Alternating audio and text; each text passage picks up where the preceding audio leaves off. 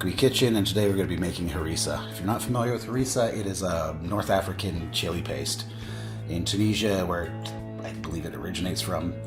It's used pretty much like a condiment. It varies in different regions. Like the Moroccan one's a lot more sweeter, whereas it's usually pretty spicy. Also, the herbs used in it, the spices, some will use only coriander, some will use only caraway, some use both. So you can experiment with this. The reason I'm making this is, you'll see in a recipe coming up in an episode, I'm going to be making some chicken that's glazed with harissa honey. You can make harissa butter. It's a really good cooking ingredient. It also works good as like a condiment. It can be very spicy. It can also be sweet. I'm going to go for a spicier one today. And that's going to depend on your peppers you're using. You can use dried peppers, which is more traditional. I've got some fresh, just red chili peppers, and some guajillo peppers that are supposed to be hot. So these are dried. I'm going to add about 3 to this mix, because these usually are pretty spicy, but you don't know until you bite into them. They vary. So the ingredients are going to be the peppers, of course. I've got some coriander seed and some caraway seed that you want to toast. Optional, garlic, salt and pepper, of course, and olive oil. And I'm also going to be putting some lemon juice and some smoked paprika and a bit of saffron, which is optional. You can buy harissa in stores. It's jarred or in like a toothpaste kind of tube. Like anything, if it's freshly made, it's going to be better, and you can make it exactly how you like it this way. It's, like I said, it's a good kind of ingredient to throw into different recipes. Some people just eat it with bread or whatever, or with couscous, on meat, on fish. It's pretty useful. It's a hot sauce. You could think of it that way anyways, even though it's a paste.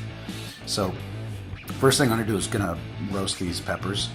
I'll put them under the broiler at the highest rack I can set it on without touching the top for probably about 5 minutes for this size. I just got to keep an eye on it and turn them frequently. Once they start to bubble, I want to roast them and not peel the skins. As I'm doing that, I'm going to let these dried peppers soak in water for at least 45 minutes to an hour, and then we'll get to the next step. Okay, so while the peppers are roasting in the oven, I'm going to go ahead and toast these caraway and coriander seeds. And for the amount I'm making, this is about enough. You can do different portions of caraway and coriander. I'm using a bit more coriander than caraway. And actually, I'm going to make a kind of harissa spice rub while I'm doing this. So I'm going to go ahead and probably like triple the amounts here. And to roast it, you're just going to put it under medium heat on I'm going to use a cast iron skillet, just dry, no oil. And you're going to occasionally stir it and just wait till it starts to release aroma, then it's done. After 5 minutes, give or take, rotating them a couple times in the broiler, these are done. You see the skin starting to peel off. Comes off pretty easily. Discard that. I'm going to do that to all of them. These are just about finished roasting the coriander and caraway seeds. And like I say, you just start to notice when it gives an aroma, they're done. You don't want to burn them. Guajillo chilies have been soaking for about an hour, so those are ready. And we're going to get these peeled and get the rest prepared. Okay, so my roasted peppers are peeled. Once they're broiled for about 5 minutes, they start to crack, and it makes it really easy just to peel them. The guajillo peppers soaked for over an hour, so they're soft now. Next step is just cut the tops off, and I'll cut them into like pieces just so it's easier to put in the blender. Some people say remove the seeds. I don't want to do that. I want them hot. And the caraway and coriander seeds have roasted. Like I said, that's more than I'm going to need for this recipe. The next step you want to do with this is actually grind it up with a mortar and pestle. I broke mine, so I'm going to just put it in a coffee grinder. Or if you don't have either one, just throw it in the food processor and blend it in there. One thing I forgot at the beginning, another important ingredient in this is cumin. So I'm going to cut these up, grind this up, and then we'll start making the harissa. Just go ahead and just throw your peppers into the blender. Some people like to de-seed them. They will keep the seeds in, it's going to be spicier. Alright, then I've got the toasted caraway and coriander seeds that I ground up in a coffee grinder. Like I said, I made more than I need for this, so as you can see, I'm going to put in, for this amount, maybe like a tablespoon.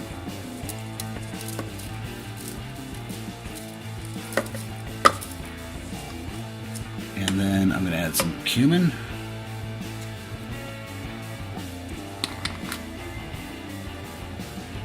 Maybe about half tablespoon, teaspoon. Salt and pepper.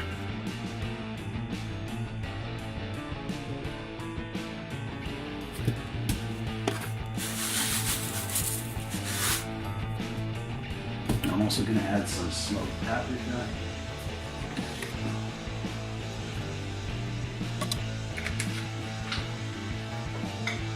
And some of these saffron flowers. Just a pinch of these.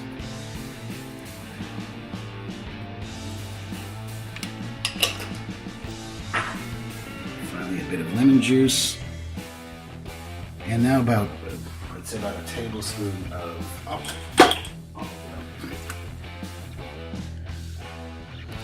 We're going to add more in later after it's blended. So now we'll go ahead and blend it. Forgot about 3 cloves of garlic. Now we blend it. Alright, once it's come down to paste, then we're going to blend it a little bit more, and as it's blending, add in about 2 tablespoons of olive oil. And there it's done. It should be not too liquidy. It should be like a paste like that. And give it a taste test.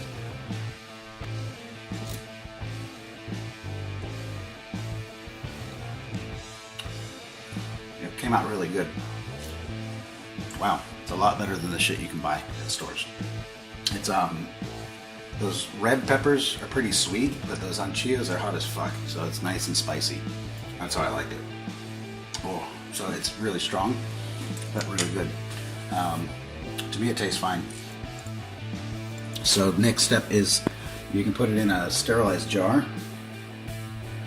and it'll stay good for a few weeks in the fridge. Just if you take some out, put a little bit of olive oil on the top, and that'll help preserve it. Or you can freeze it. So this is enough to last us for a little while. So I'm going to go ahead and jar it up. It's good, huh? Mm-hmm. It's pretty much. Once I fill up the jar, I put just a light layer of olive oil over the top, and I do that every time I take some out. That'll help keep it preserved longer. I have to say, with those guajillo peppers, I use 3 of them. They're really damn hot, so this is very spicy. It's good. I like it like that.